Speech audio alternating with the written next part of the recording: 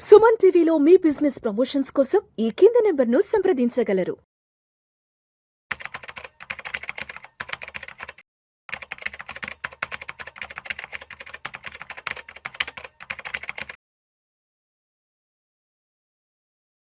నమస్తే, welcome to Vishnu talks. నేను విష్ణు. ప్రస్తుతం నాతో పాటు QPFP qualified person finance professional Rajeshwara Reddy garu ఉన్నారు. సార్తో మాట్లాడదాం. సార్ రాజేశ్వర రెడ్డి గారు నమస్తే సార్. నమస్తే అండి. Welcome to Vishnu Talks. Thank you అండి. Thank you so much for being with Vishnu Talks Rajeshwara Reddy garu. So Rajeshwara Reddy గారు, చాలా రోజుల తర్వాత మళ్ళీ మనం కంబ్యాక్ స్టార్ట్ చేయబోతున్నాము.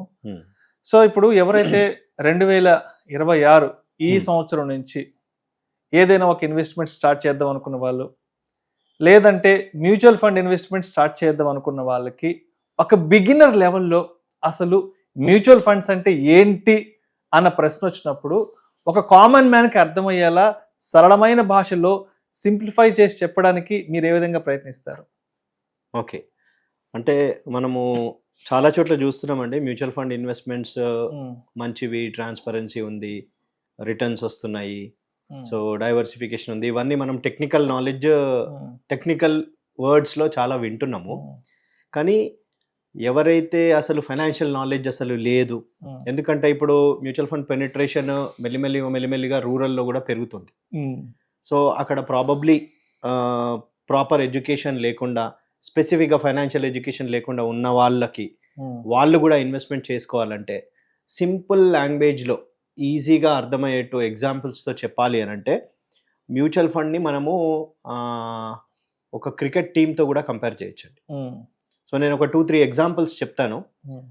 దీన్ని మనం ఎనాలజీ అని అంటాం, అంటే ఇట్లా కంపేర్ చేసుకుంటూ చూడడము.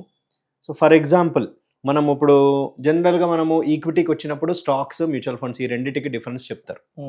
స్టాక్స్ అంటే ఏమంటారు, ఒక పర్టికులర్ కంపెనీలో ఇన్వెస్ట్ చేయడం, అందులో ఈక్విటీ పర్చేజ్ చేయడం. మ్యూచువల్ ఫండ్స్ అంటే ఏంటి, number of stocks, 40, 50, 60 depending upon the mutual fund scheme. So ఇక్కడ ఏంటంటే ఈజీ లాంగ్వేజ్లో చెప్పుకోవాలి అని అంటే, సపోజ్ క్రికెట్ అనుకుంటే, నేను ఒక గ్రేట్ బ్యాట్స్మెన్ అయ్యి ఉంటే నా ఒక్కడితో కాదు, ఆడలేం, there is no chance. So ఇది ఒక క్రికెట్ టీం లాగా అండి. Mutual fund is like a cricket team. So cricket team అంటే అందులో 11 మంది ఆడతారు. సో ఈ 11 మంది ర్యాండమ్గా కాకుండా రైట్ 11 మెంబర్స్ ఉంటేనే ప్రాపర్ టీం ఉంటుంది.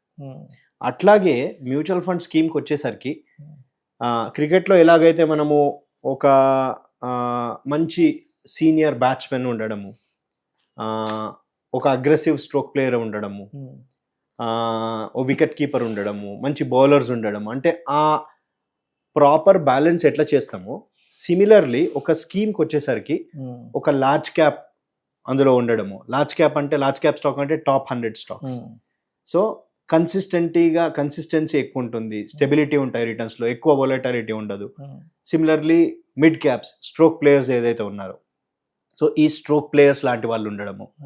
అండ్ యంగ్ బౌలర్, సడన్గా వికెట్స్ తీసుకునే కెపాసిటీ ఉన్నవాళ్ళు, వికెట్ కీపర్ బ్యాలెన్స్ చేయడానికి. అంటే ఈ విధంగా మనం ఒకవేళ ఆ పర్టికులర్ మనిషికి చెప్తే క్లియర్గా అర్థమవుతుందండి.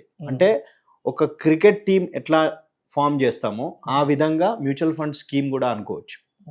మరి ఇక్కడ ఏఎంసీ ఎవరు, ఆర్ మనం ఎవరు, ఇన్వెస్టర్స్ ఎవరు? ఇన్వెస్టర్స్ ఎవరు అంటే నథింగ్ బట్ మనం క్రికెట్ ఫ్యాన్స్. మనం టికెట్ కొంటేనే ఆ మ్యాచ్ అవుతుందండి.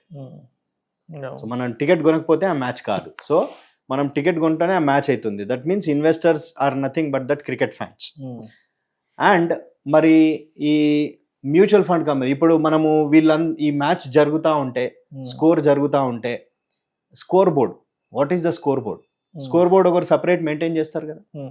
సో స్కోర్ బోర్డ్ వాళ్ళు ఆడరు, వాళ్ళు బ్యాటింగ్ చేయరు, బౌలింగ్ చేయరు, but they are managing that score board. మరి ఇక్కడ మ్యూచువల్ ఫండ్లోకి మనం తీసుకుంటే హూ ఆర్ దే? వాళ్ళు నథింగ్ బట్ మనం ఆర్టీఏ అంటాం, రిజిస్టర్ అండ్ ట్రాన్స్ఫర్ ఏజెంట్.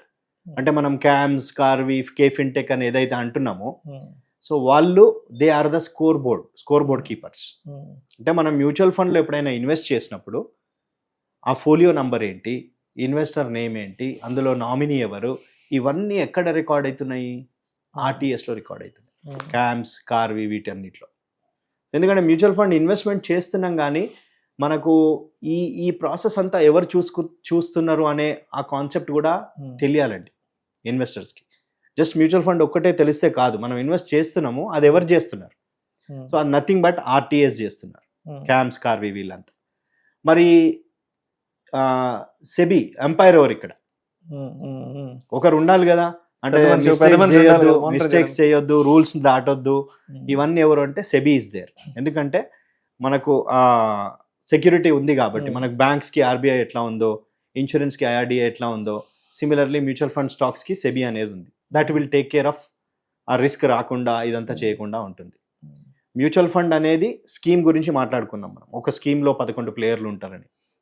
ఆర్టీఏస్ అంటే స్కోర్ బోర్డ్ కీపర్స్, అది మాట్లాడుకున్నాం. సెబీ అంటే ఎంపైర్ అని మాట్లాడుకున్నాం. మరి ఏఎంసి అసెట్ మేనేజ్మెంట్ కంపెనీ అంటే ఏంటి? ఇప్పుడు ఏదైతే మనము more than 40 mutual fund companies ఉన్నాయో దాన్ని ఏఎంసి అంటాం, అసెట్ మేనేజ్మెంట్ కంపెనీ. మరి అసెట్ మేనేజ్మెంట్ కంపెనీ ఏంటి అని అంటే ఇది ఆర్గనైజ్ చేస్తుంది అంతా. అంటే ఒక మ్యాచ్ ని సెట్ చేసేది. ఇప్పుడు బీసీసీఐ ఉంది కదా, సో బీసీసీఐ ఏం చేస్తుంది, ఎవరితో ఏ మ్యాచ్ కావాలి, ఎప్పుడు కావాలి, ఇదంతా సెట్ చేస్తుంది. So that SEBI AMC is taking care of all these things. ఇవన్నీ జరుగుతున్నాయి కానీ మరి నాకు రిస్క్ ఏమైనా ఉందా? నేను ఇప్పుడు ఇక్కడ ఇన్వెస్ట్ చేస్తున్నప్పుడు రిస్క్ ఏమైనా ఉందా అంటే దానికి కస్టోడియన్ అని అంటారు.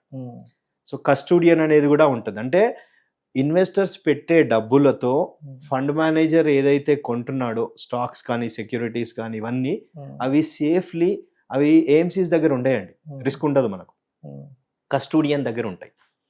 సో ఆ కస్టోడియన్ దగ్గర ఇవన్నీ కంప్లీట్గా సేఫ్గా ఉంటాయి. సో ఇవన్నీ చూసినప్పుడు మనకు ఫండ్ మేనేజర్ అనే కాన్సెప్ట్ చాలా ఇంపార్టెంట్.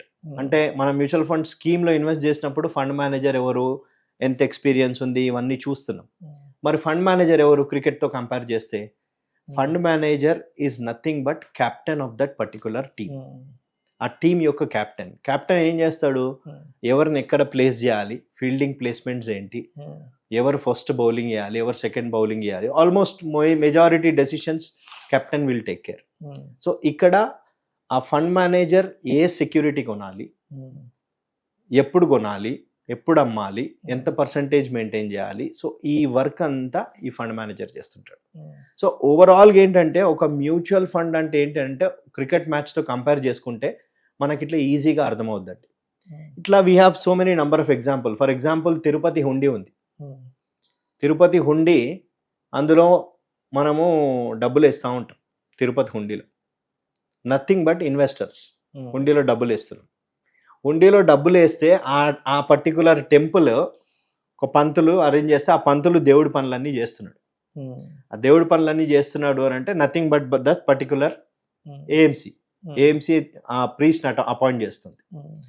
మరి రిటర్న్స్ అంటే ఏంటి? రిటర్న్స్ ఈజ్ నథింగ్ బట్ మనము దర్శనం చేసుకొని ప్రసాదం తీసుకుంటాం. అక్కడ ప్రసాదం సమానంగా ఇస్తారు, ఇక్కడ ప్రసాదం మాత్రం సమానంగా ఇయ్యరు. ఎవరు ఎంత రిస్క్ తీసుకుంటే అంత ప్రసాదం వస్తుంది, అంత రిటర్న్స్ వస్తాయి.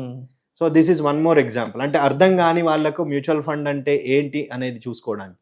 టెక్నికల్లీ మీకు చాలా వీడియోస్ ఉన్నాయి, మీరు ఒక్కసారి యూట్యూబ్లోకి పోయి తీసేస్తే mutual fund, scheme, large cap, mid cap, ఇవన్నీ ఎవ్రీవేర్ నాలెడ్జ్ ఈజ్ అవైలబుల్ అండి. బట్ ఈజీ అండర్స్టాండింగ్లో this is one thing. Thank you sir, thank you so much Rajeshwar Reddy garu. Mutual ఫండ్స్లో ఇన్వెస్ట్ చేయాలి అనుకున్న ఒక బిగిన్నర్ లెవెల్కి ఎటువంటి క్వశ్చన్స్ ఉంటాయి, ఆ క్వశ్చన్స్కి ఎటువంటి సమాధానాలు ఏంటనే దాని గురించి చాలా చక్కగా తెలియజేశారు. Thank you so much sir. Thank you.